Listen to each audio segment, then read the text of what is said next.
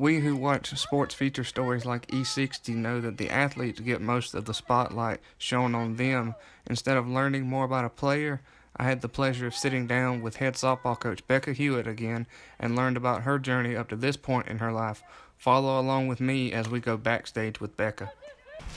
It's great to see you again, Coach. Last time that you and I spoke, we were here celebrating Sydney Shackelford's Player of the Week award, and now it's time to highlight the coach or the teacher or the many titles that coaches have. So first, I just want to ask you about what your life was like growing up.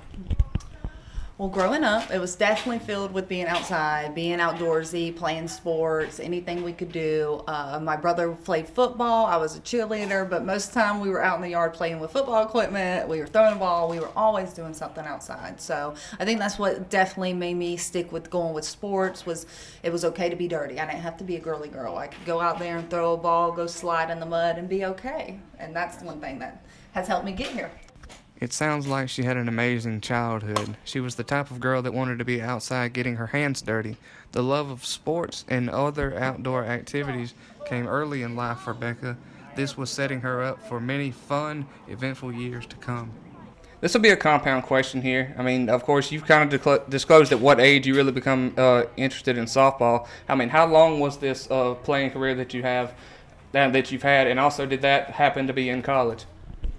Well, I started at a very young age. I know when I was always 10 and I started pitching, I really got advanced in it very early, so I always played 2 years up. So I even played 4 years of 18U travel ball. I played high school ball, and then it led me to 4 years of college ball. And that was something that it was huge and very made me passionate about. Becca's playing career is unique at its core. She has done something that only a handful of people can say that they've done. That is, playing 4 years of college softball at 4 different schools. She has made her rounds, gained experience, and learned valuable lessons from her coaches. When did the interest in coaching kick in here? If I remember correctly, this is year 3 for you here at Middle Georgia, and I know you've had coaching experience before coming here, if I remember, at East Georgia, I believe, before you came here. So just give us a little rundown of your coaching resume, per se.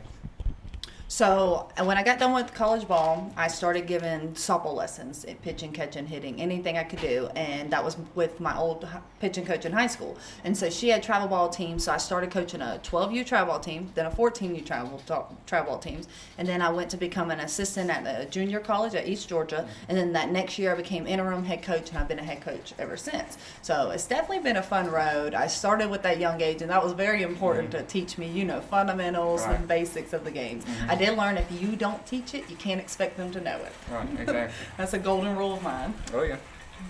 Is there a particular coach or really set of coaches that you look up to from, whether you have personal experience with them or you've seen them on like ESPN watching them? Of course, you've got college coaches like the great Patty Gasso or like at Georgia, you've got Lou Harris-Chancellor. All these big-time coaches. Is there coaches in particular that you look up to personally or you try to model your coaching methods after?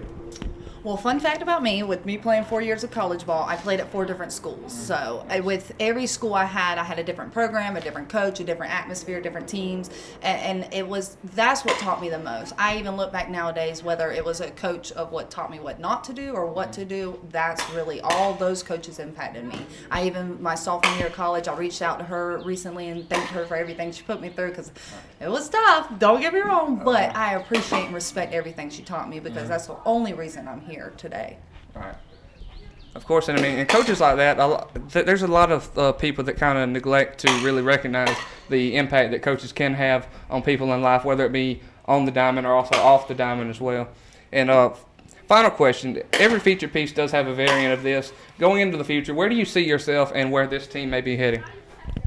Hopefully we brought in a lot of freshmen this year, so we're very young. We're learning a lot through our mistakes, but it's only making us better. So hopefully this program is going to continue to grow, continue to build, and put that Middle Georgia name on the map for at the top. That's where we want to be. Well, Coach, yet again, it's been a pleasure. I'm glad you were able to sit down with me and I can learn a little bit more about you and dig into this program a little bit more. Thank you so much. Thank you. It is awesome to see that she hasn't forgotten her coaches and what they have taught her.